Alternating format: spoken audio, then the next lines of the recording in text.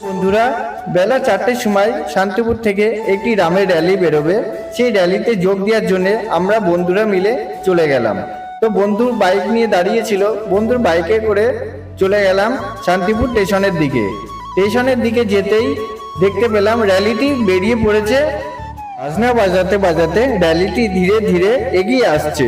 প্রচুর মানুষ এসেছে র্যালিতে যোগদান করার জন্য, তার সাথে আমরাও আছি। র্যালিতে বাজনা থেকে শুরু করে ডিজেও পর্যন্ত ছিল। তো তোমরা একটু শুনে নাও। এই র্যালিতে দুটি বিশেষ মানুষ অংশগ্রহণ করেছে, তার মধ্যে একটি প্রার্থী আর একটি এমপি। তার নাম হচ্ছে জগন্নাথ সরকার আর একটির নাম হচ্ছে স্বপন স্যার।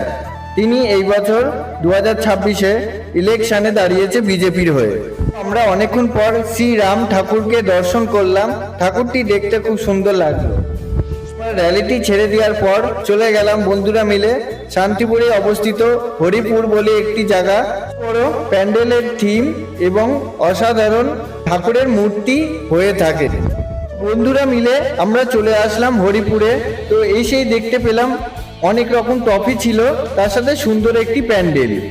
ট্রফিগুলো রাখার কারণ, রবিবারে একটি রামের শোভাযাত্রা বেরিয়ে থাকে বারোয়ারি, অনেক রকম শোভাযাত্রা বেরিয়ে থাকে। তো সেই কারণের জন্যে ট্রফিগুলো রাখা আছে। তো এখানে আমরা একের পর এক প্যান্ডেল আমরা দর্শন করছি, খুবই সুন্দর লাগছে।